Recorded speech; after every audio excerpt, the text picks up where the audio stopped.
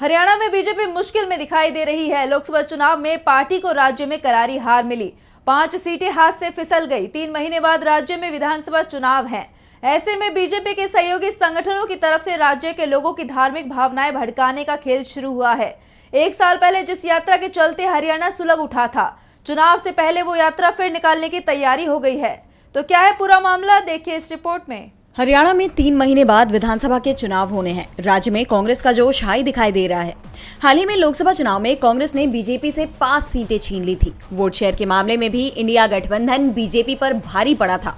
हार के डर से ही बीजेपी ने मनोहर लाल खट्टर को सीएम पद से हटाकर नायब सिंह सैनी को सीएम बनाया था। लेकिन बीजेपी की कोई भी रणनीति काम करती दिखाई नहीं दे रही। लेकिन अब बीजेपी ने अपने सहयोगी संगठनों के सहारे बड़ा दांव खेलने की तैयारी शुरू कर दी है।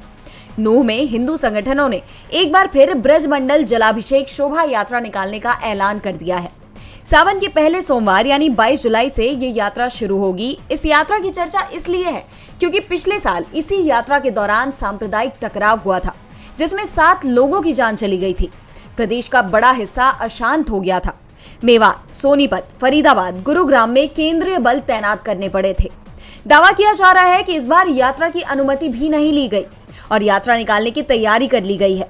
साफ है, अगर इस यात्रा में भी किसी तरह का सांप्रदायिक टकराव होता है तो बीजेपी चुनावों में धार्मिक ध्रुवीकरण करा सकती है, जिसकी चिंता राज्य की दूसरी पार्टियों को दिखाई दे रही है और वो ब्रजमंडल यात्रा पर रोक लगाने की मांग कर रही है।